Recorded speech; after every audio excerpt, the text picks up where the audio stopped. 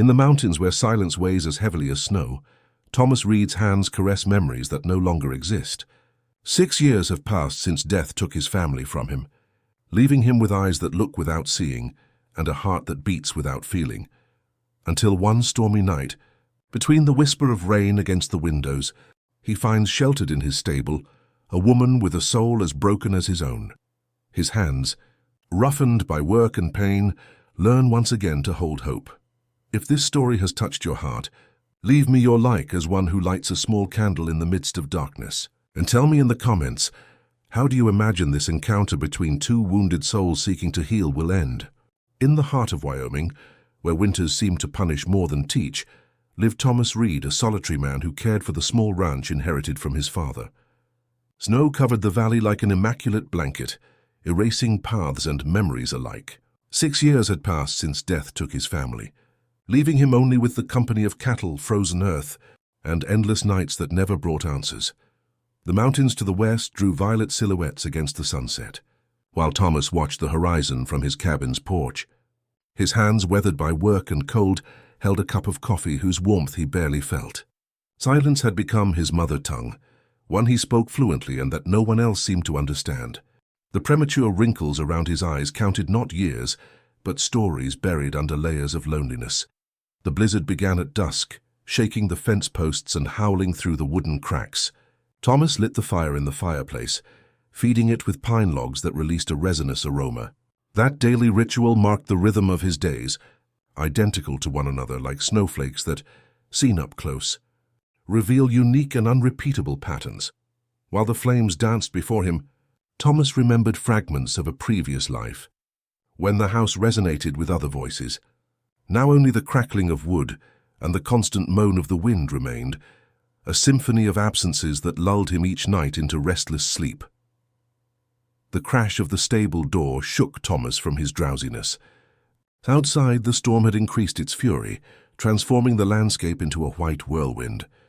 With mechanical movements, he put on his boots, took the kerosene lantern and the rifle, the latter more out of habit than true necessity. No one ventured through those parts during such a blizzard. The wind hit him like an invisible wall when he opened the cabin door. He covered his face with a scarf and advanced, leaning against the icy current toward the stable.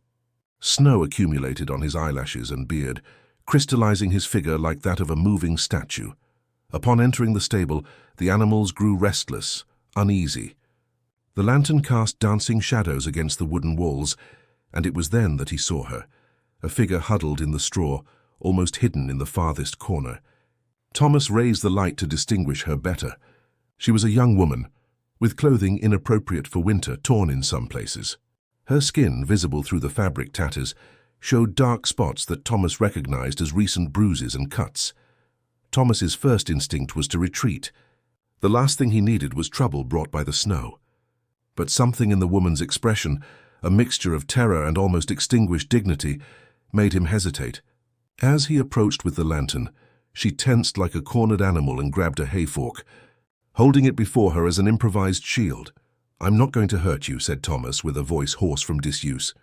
He got no response, only a feverish look that alternated between him and the door, calculating an impossible escape. Thomas left the lantern on the ground, slowly, and retreated to the stable entrance. From there he observed the intruder, her tangled dark hair, lips cracked from the cold the way she trembled uncontrollably. Without saying more, Thomas left the stable. He returned minutes later with a canteen of water, a piece of bread and an old blanket. He left everything within the woman's reach and withdrew again, closing the door behind him. The storm roared with renewed force as he returned to his cabin, where the fire had reduced to faint embers. Dawn brought with it a thick silence. The storm had ceased, leaving behind a transformed landscape, as if nature had decided to begin anew. Thomas looked out the window at how the first rays of sun pulled diamond sparkles from the immaculate snow. His mind returned again and again to the stable, to the intruder that winter had deposited on his property. He prepared coffee and cut thick slices of bread, more than he usually consumed. With measured movements, as one performing a ritual of deep but forgotten meaning, he placed everything on a tray along with a jar of crystallized honey. He didn't know why he was doing it, What unknown impulse guided his actions after years of unalterable routine? Upon opening the stable door, he found her exactly where he had left her the night before, though now the blanket covered her shoulders. The water and bread had disappeared. Her eyes, a somber green under the morning light, followed his every movement with animal distrust. "I've brought you breakfast," said Thomas, leaving the tray at a prudent distance. "It's too cold to go out today. You can stay here until the weather improves." The woman didn't respond, but her gaze settled on the tray with a mixture of longing and suspicion. Thomas then noticed how young she was, probably no more than 25 years old. Though suffering had carved premature lines on her face. "My name is Thomas Reed," he added, not knowing why he felt the need to introduce himself. Perhaps because it had been years since he'd spoken his own name aloud. She remained silent, and Thomas didn't insist. He devoted himself to his usual tasks in the stable, feeding the animals, checking for leaks after the storm, rearranging the hay bales.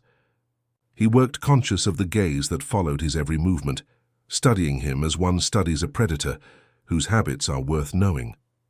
When he finished his chores, Thomas headed toward the door. He was about to leave when he heard a fragile voice behind him. "Anna," she said, so low it almost seemed like the whisper of wind through the straw. "My name is Anna Moore." The following days established a strange rhythm, a dance of proximity and distance.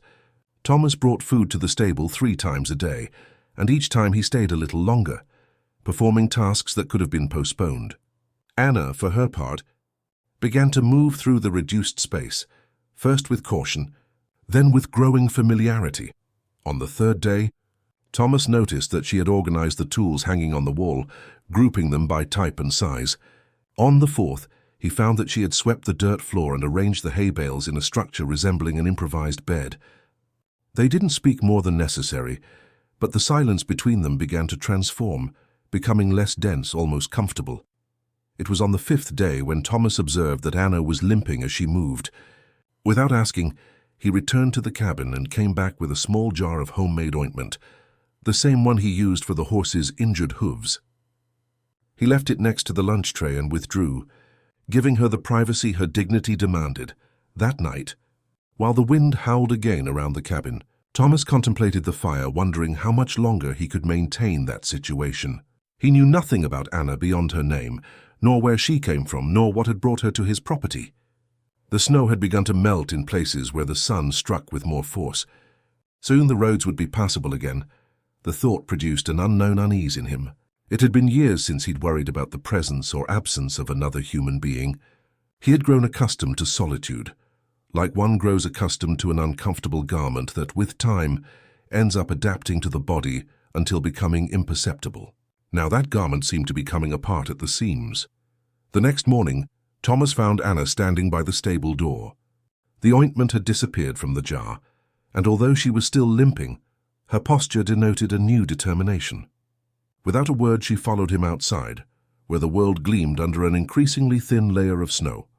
"I can help," she said, gesturing toward the cabin. "I don't like owing favors." Thomas nodded, understanding that this wasn't about gratitude but about balance, about recovering some of the control she had lost. Thus Anna began to enter the cabin, first only to work, sweeping the floor, washing dishes, cutting wood with inexpert but determined hands.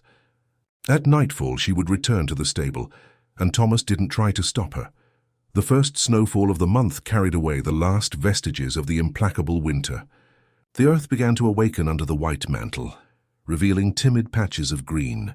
Anna continued sleeping in the stable, though now she spent much of the day in the cabin, taking care of tasks that Thomas had neglected for years. It was an afternoon in late March, when the routine built between them fractured. Anna was cleaning the upper shelves of the cupboard, when a small object fell to the floor with a metallic sound. Thomas, too, ran to see a silver locket, open like a wound, showing the miniature portrait it held inside, the smiling face of a young woman with a child of few years in her arms. Anna stood motionless, her gaze fixed on that object that seemed to have conjured ghosts. Thomas approached slowly and picked up the locket, closing it with a movement of his calloused fingers before storing it in his shirt pocket. "I'm sorry," murmured Anna, descending from the chair with cautious movements. "I didn't mean to—" "It doesn't matter," he cut her off. but his voice sounded different, as if each word tore something from his interior. That night, Anna didn't return to the stable after dinner. She stayed seated in front of the fire, observing the flames with an indecipherable expression. Thomas had retired to his bedroom, but his absent presence seemed to fill every corner of the cabin. When he finally reappeared, he carried in his hands a carved wooden box. He sat before Anna and opened the box, revealing a small treasure of personal objects: the locket, a wedding band, a handkerchief embroidered with initials, a lock of infant hair tied with ribbon. Her name was Sarah, he said, pointing to the locket, and him Daniel. My son. Anna didn't ask what had happened to them. It wasn't necessary. The absence spoke eloquently enough. Fever. 6 years ago, continued Thomas, answering the unasked question. 3 days. That's all it took. The silence that followed wasn't the same silence as before. It had texture, weight, meaning. Anna extended a trembling hand and placed it on Thomas's forearm. Barely a touch, but enough to transmit what words couldn't. My stepfather, she finally said, her voice barely audible over the crackling of the fire. It began when my mother got sick. First there were looks, then touches he pretended were accidental. When she died, he tried to... Her voice broke, but her eyes remained dry, as if tears had frozen long ago. I defended myself. With a kitchen knife. I don't know if I killed him. I just ran. The confession hung suspended between them, like snowflakes that sometimes float motionless in the air before deciding to fall. Thomas nodded slowly, without surprise or judgment in his gaze. No one will find you here, he said simply, like one making a promise he knows he'll keep. April arrived with an explosion of green that transformed the landscape. The fields surrounding the property began to fill with sprouts and wildflowers, and Thomas's cattle, finally freed from the stable's confines, grazed with renewed energy. Anna had begun to sleep on the living room sofa, wrapped in blankets that smelled of cedar and thyme. The distance between her and Thomas continued to exist, an invisible space that neither dared to cross. But within that space they had found a rhythm, a way to coexist without disturbing each other's wounds. One morning, Thomas returned from checking the north boundary fences and found Anna on her knees in a patch of earth beside the cabin. She had cleared the weeds and dug parallel furrows in the moist soil. Beside her, small plants waited in improvised containers. I found seeds in the cupboard, she explained without looking up, as if fearing he would disapprove of her initiative. They were dry, but some germinated. Thomas observed the nascent small garden, feeling a strange tightness in his chest. Sarah had had a similar garden, in that same place years ago. The aromatic herbs she used in her stews, the vegetables that Daniel pulled up prematurely in his childish enthusiasm. They'll need protection at night, he finally said, his voice hoarser than usual. Frosts can still damage them. He walked away to the stable and returned with a roll of waxed cloth and wooden stakes. Together, in silence, they built a shelter for the young plants. Their hands occasionally brushed as they worked, fleeting contacts that neither acknowledged, but both felt as small electric shocks. When they finished, Thomas contemplated the result with a kind of quiet amazement. It was something so simple, a structure to protect shoots of life, but it represented a future, a continuity he had stopped imagining years ago. I made this for you, said Anna that night. While they ate the stew she had prepared, she handed him a small package wrapped in a piece of cloth. Thomas unwrapped it carefully, revealing a cotton handkerchief on which she had embroidered his initials, TR. With thread pulled from one of her own sweaters. It's not much, she added, as if apologizing for the simplicity of the gift. But I wanted to thank you. For not asking, for not demanding. Thomas ran his fingers over the embroidered initials, feeling the texture of each stitch. He couldn't remember the last time someone had given him a gift, much less one created especially for him. Thank you, he said simply, and stored the handkerchief in his shirt pocket. Next to the locket, May advanced with increasingly long and warm days. Anna's garden prospered under her constant care, and the cabin had acquired a different air. Clean curtains on the windows, swept floors, a vase with wildflowers on the table. Small details that transformed the space from survival to a place to live. Thomas observed these changes with a mixture of gratitude and fear. Each new element that Anna brought to the house was a reminder of how fragile the balance between them was. of how her presence had begun to interweave with the rhythms of his existence. One afternoon, while Anna was hanging freshly washed clothes on the outside line, Thomas saw a cloud of dust approaching down the main road. The sound of the engine broke the valley's silence, long before he could distinguish the vehicle. A truck advancing too fast to be a casual visit. "Anna," he called with a tense voice. "Get in the house now." She caught the urgency in his tone and obeyed without asking, leaving the clothes half-hung. Thomas positioned himself on the porch, one hand near the rifle he kept by the door, the other adjusting his hat over his forehead to partially hide his face. The truck stopped in front of the house, raising a final cloud of dust that took time to settle. From it descended 3 men, 2 young ones with rough appearances and a third, older, with the authoritative air of one accustomed to giving orders and seeing them fulfilled. "Good afternoon," greeted the latter, advancing toward the porch. "Thomas Reed?" "The same," responded Thomas without moving from his position. "What brings you here?" "I'm Judge Morrison from Rock Springs," introduced the man. "We're looking for a woman, Anna Moore. She's been accused of serious assault against a respectable citizen. We have reason to believe she might be in this area." Thomas kept his face impassive, though he felt his heart accelerate. He knew this moment would eventually come, but reality was more threatening than possibility. "I don't know any Anna Moore," he said with deliberate calm. "I've lived alone for years." Judge Morrison observed him with narrowed eyes, evaluating the veracity of his words. "You won't mind then if my men take a look," he said, more as a statement than a question. "I do mind." "Yes," responded Thomas, straightening to his full height. "This is private property. Without a court order, you have no right to search it." One of the young men, impatient, took a step forward. "The man she stabbed is my brother-in-law, Mr. Reed, a respected pastor in our community. If you're protecting that woman—" "I've said I live alone," interrupted Thomas, his voice acquiring a dangerous edge. "And I suggest you respect my property's boundaries." Judge Morrison gestured to restrain his companion, though his expression had hardened. "We'll return with an order, Mr. Reed, and if we discover you've lied, then you'll proceed according to the law," completed Thomas. As befits representatives of justice, the 3 men returned to the truck, not without first casting scrutinizing glances toward the house and its surroundings.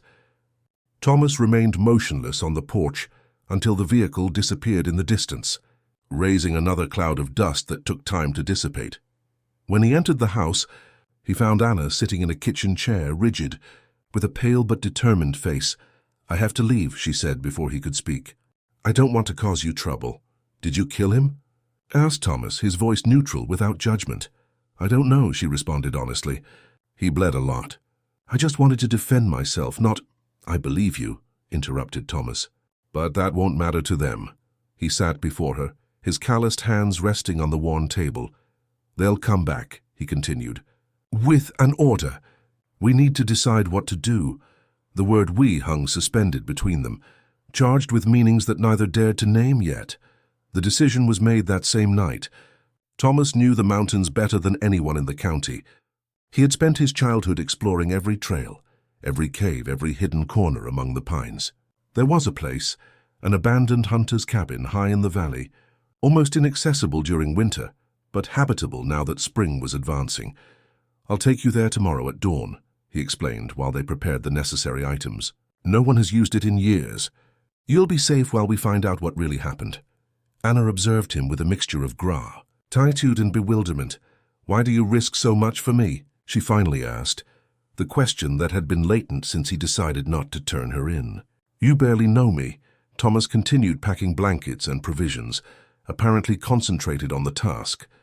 When he responded, his voice had a quality Anna hadn't heard before, softer, almost vulnerable. "Because I know what it's like to flee from something that pursues you," he said simply. "And I know what it's like to have no one believe you." Anna asked no more. She helped complete the preparations in silence, aware that each object they packed was a declaration of intentions, a tacit promise that this wasn't an ending but a parenthesis. They departed before dawn, Thomas guiding the way with a security born from familiarity, Anna following closely. The trail ascended among century-old pines and moss-covered rocks, moving farther and farther from traveled roads. By mid-morning, the valley stretched below them like a green and golden tapestry. Thomas's cabin barely visible as a point in the distance. The hunter's cabin was little more than a shelter, a single room with log walls and wooden shingle roof, a stone fireplace, a rickety cot in a corner. But it was dry and offered protection against the elements, and more importantly against unwanted eyes. "I'll come every 3 days," said Thomas while lighting the fire in the fireplace. "I'll bring provisions and news. If I haven't arrived by the 4th day, it means something has happened." In that case I'll leave," completed Anna, her face determined. "I won't let them arrest you because of me." Thomas nodded, satisfied with the resolution he saw in her. She wasn't the same trembling woman he had found hiding in his stable months ago. The fear was still there, but now it coexisted with an inner strength that was beginning to flourish. Before leaving, Thomas extracted from his backpack a small object wrapped in cloth. "Take this," he said, offering it to her, "so you'll know when it's safe to return." Anna unwrapped the package and found a small flute carved from cedar wood. She observed it with a questioning expression. "If everything is fine, I'll play 3 short notes and 1 long one as I approach," explained Thomas. "If you hear anything else or nothing at all, stay hidden." He left her there with the small flute in her hands, the fire crackling in the fireplace, and enough provisions for a week. The descent was faster, though each step that took him away from Anna seemed to weigh more than the previous one. Judge Morrison returned the next day with the court order and 4 men.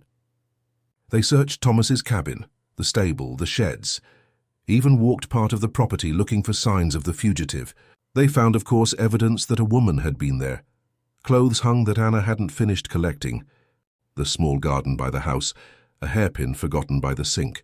"She's been here," affirmed the judge, his face hardened by the confirmation of his suspicions. "Where is she now, Reed?"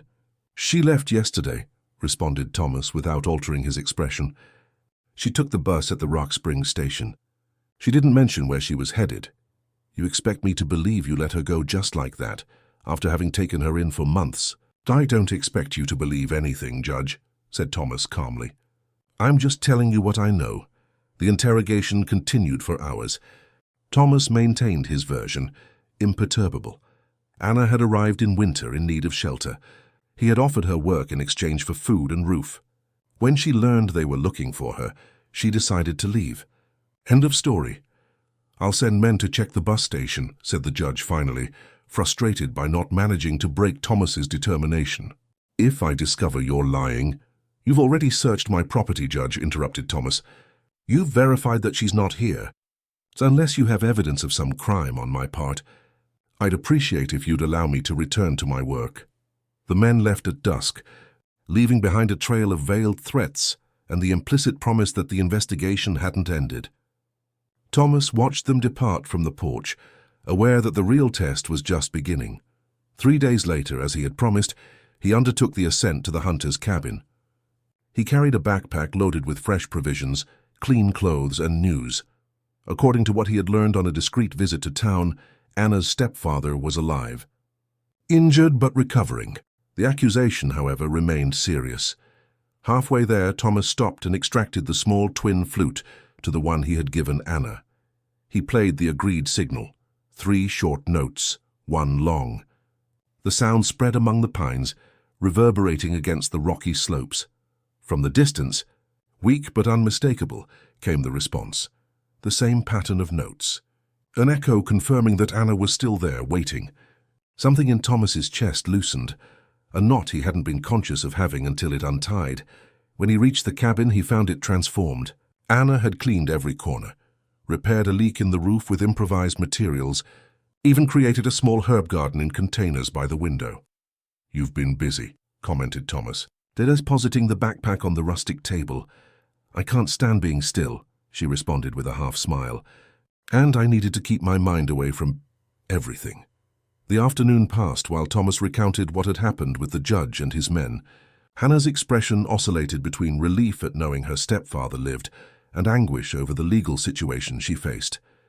"It's his word against mine," she finally said, seated before the fire. "And he's a respected pastor, as that man said. Who will believe an orphan who has nothing?" "I believe you," responded Thomas simply, "and we'll find a way for others to believe you too." When the time came to leave, a new tension settled between them. Neither wanted to pronounce the goodbye.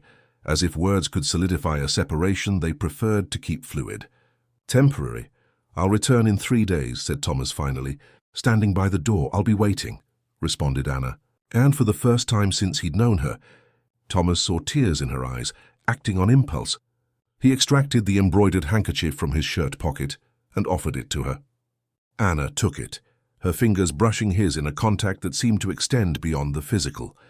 So you'll have something of mine until I return, he explained, his voice hoarser than usual, and thus began a new rhythm, a beat marked by visits every 3 days, signals exchanged across the distance, small gifts that served as anchors, dried herbs that Anna prepared for him, wood carvings that Thomas created during long solitary nights. Summer arrived with force in the mountains, transforming the landscape into an explosion of intense greens and wildflowers. June advanced, and with it, Thomas's visits to the hunter's cabin acquired a new quality. They were no longer encounters motivated purely by necessity, but moments awaited with an anticipation that neither dared to name.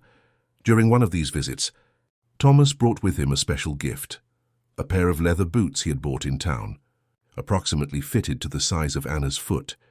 He had contemplated them in the store window for weeks before deciding to enter, conscious of what that gesture meant. For when you can walk freely again, he said when giving them to her. Avoiding her gaze, Anna held the boots with reverence, passing her fingers over the worked leather. They were beautiful in their functional simplicity, designed to last, to travel distances. Thank you, she murmured, and the word seemed to contain much more than simple gratitude. That afternoon, seated before the gently crackling fire, the conversation flowed toward unexplored territories. Anna spoke of her childhood, of her sick mother who clung to a destructive marriage out of fear of loneliness. Thomas, for his part, shared memories of Sarah and Daniel. Small everyday anecdotes he had kept buried for years. The way Daniel chased butterflies in the meadow, how Sarah sang while cooking. Sometimes I think I betray them, confessed Thomas, contemplating the embers, when I feel something resembling happiness, as if I didn't have the right. Anna observed him at length before responding. My mother used to say that pain is like water. If you try to hold it in your hands, you only manage to have it slip through your fingers, she said softly. Maybe it's the same with happiness. We can't retain it or deny it, just let it flow when it comes. The silence that followed had a different quality, as if something fundamental had changed in the air between them. When Thomas got up to leave, Anna accompanied him to the door. There at the threshold, their gazes met with a new intensity, and for a moment it seemed that time suspended itself. It was Anna who took the step, who bridged the distance between them to place a light kiss, barely a touch at the corner of Thomas's lips. A gesture as tenuous as a butterfly's flutter, but containing the weight of all the shared silences. Be careful going down, she said. Stepping back, her cheeks flushed. Thomas nodded, unable to form words. During the entire descent, his fingers intermittently touched the place where Anna. His lips had been, as if to assure himself it hadn't been a dream. July arrived with unusual heat and with it disturbing news. During one of his visits to town to buy provisions, Thomas heard worrying conversations. Judge Morrison had intensified the search for Anna, offering a reward for information about her whereabouts. Worse still, rumors circulated about the intention to search the mountainous areas around Thomas's property. Upon returning home, he found Wade, one of the men who accompanied the judge, waiting for him on the porch. It didn't seem like an official visit. He wasn't wearing the sheriff's deputy badge and had come alone on horseback. Nice afternoon, Reed, he greeted with a familiarity that didn't correspond to their relationship. Can I steal a minute? Thomas dismounted cautiously, evaluating the situation. Wade didn't seem hostile, but his presence was disturbing. What can I help you with? He asked, maintaining a prudent distance. I'm not here as a representative of the law, clarified Wade, removing his hat. I'm here because I have a debt to you. Your father helped me years ago when no one else did. Thomas kept silent, waiting. Wade continued. They're going to search the mountains this weekend. All the shelters, cabins, and caves. The judge is obsessed with finding that girl. He made a significant pause. If I were you, I'd make sure there's nothing left to find. The warning was clear. Thomas kept his face impassive, though his heart had accelerated. I appreciate the information, he said finally, and I'll remember it. Wade nodded, put his hat back on, and mounted his horse. I was never here, he added before leaving. And Reed, Be careful. The judge has personal interests in this matter. As soon as Wade disappeared down the road, Thomas prepared his backpack and undertook the ascent to the hunter's cabin. He didn't bother to play the agreed signal. The urgency weighed more than the usual precautions. He found Anna sitting by the window, contemplating the valley.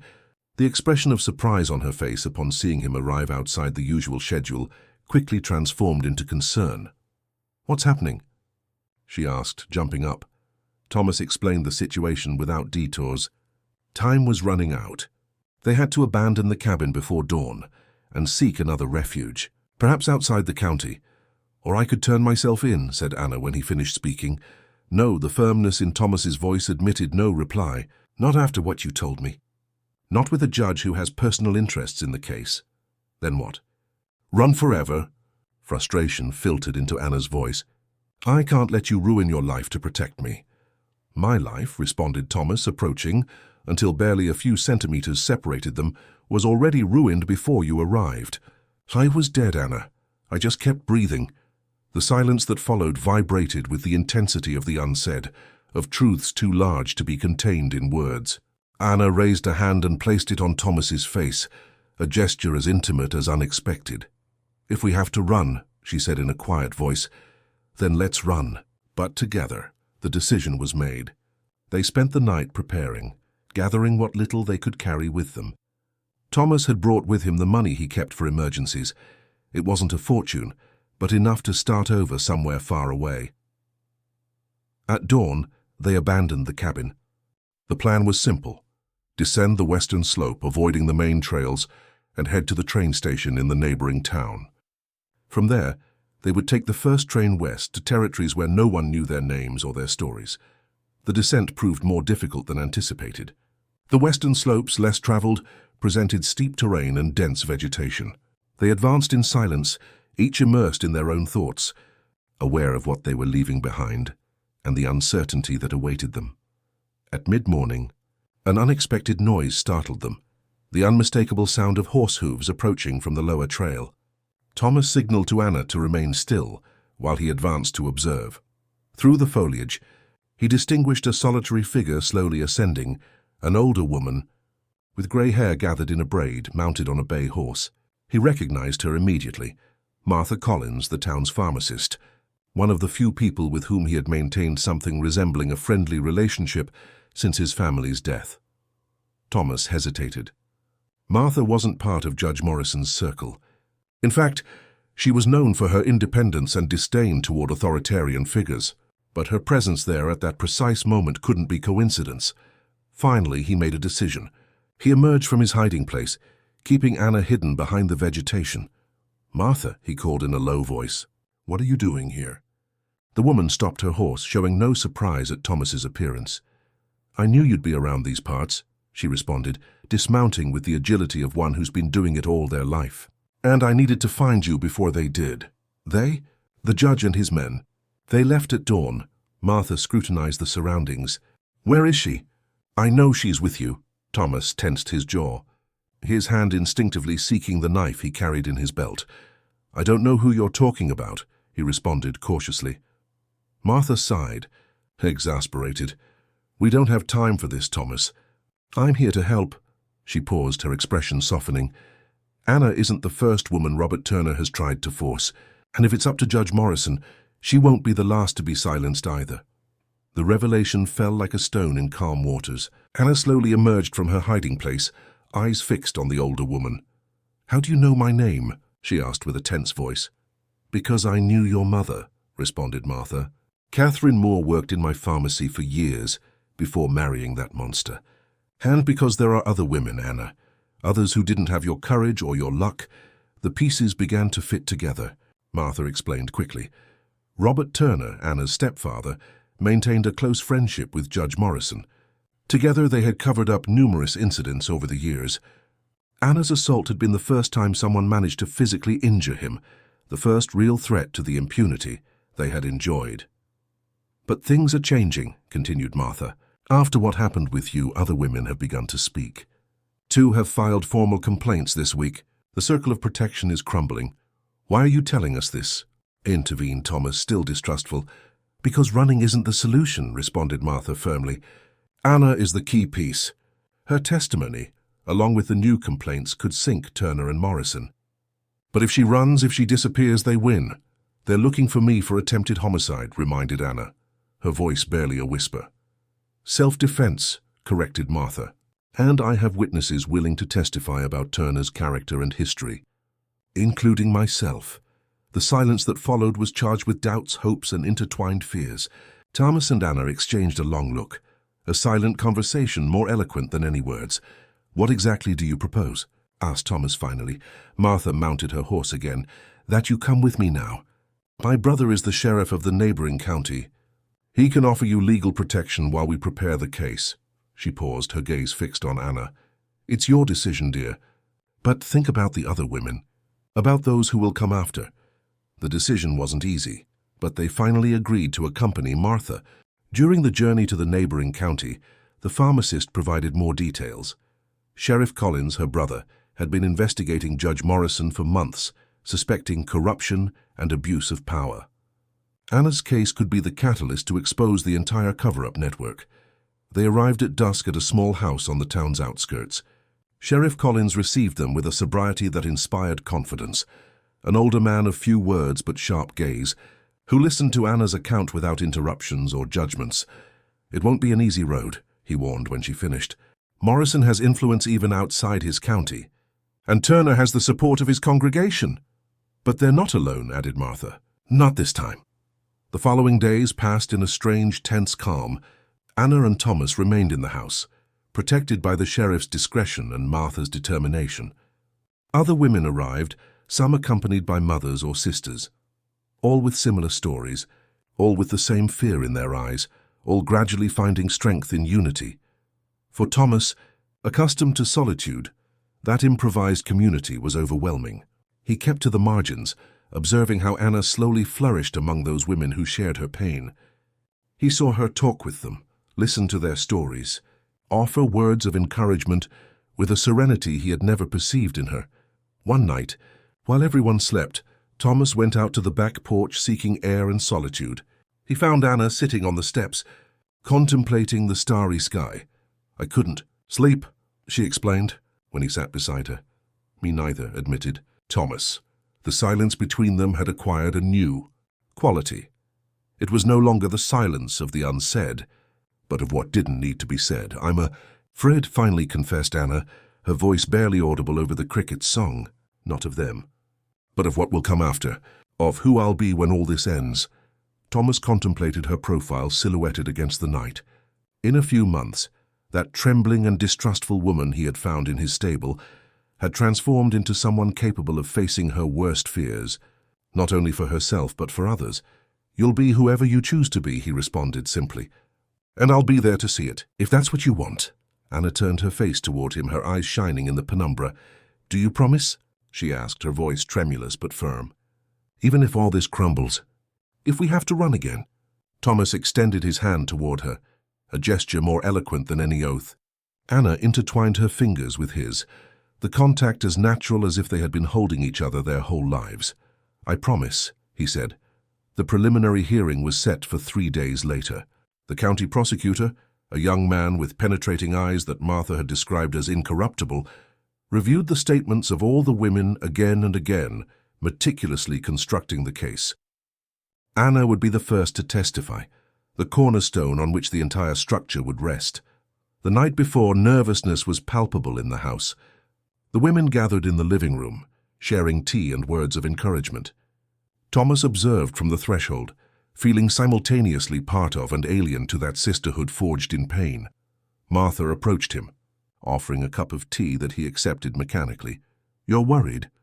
It wasn't a question. If something goes wrong tomorrow, began Thomas, unable to complete the sentence. Anna is stronger than you think, responded Martha, her gaze fixed on the young woman who, at that moment, was holding another woman's hands while listening to her. And you are too. You've both survived your own hells. This will just be one more day, but it wouldn't be just any day. At dawn, the news arrived like thunder. Judge Morrison had been found dead in his office, apparently from a heart attack. And Robert Turner had disappeared, leaving behind documents suggesting embezzlement of church funds. The case wouldn't die with Morrison. The prosecutor was determined to continue, now focusing on the charges against Turner and exposing the network of complicity that had allowed his abuses for years. But the absence of the two main accused transformed the nature of the process. "What does this mean for us?" asked one of the younger women, confusion and fear evident in her face. The prosecutor, who had come personally to inform them, responded cautiously. "It means the path will be different, but no less important. Your testimonies remain crucial to dismantling the system that protected them." Autumn arrived in the mountains with an explosion of ochre and golden colors. The hearings had extended for weeks, an exhausting but cathartic process for all involved.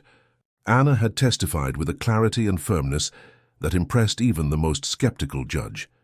Her account, along with those of the other women, had begun to unearth years of systematic abuses and complicit silences. Robert Turner remained at large, but his reputation and power were destroyed.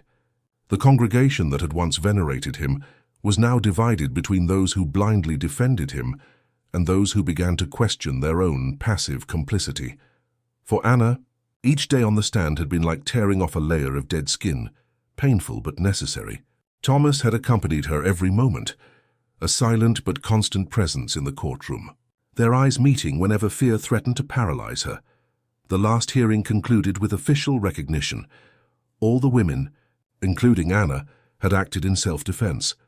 There would be no charges against any of them. On the contrary, search and arrest warrants were issued against Turner and against several members of Morrison's former circle.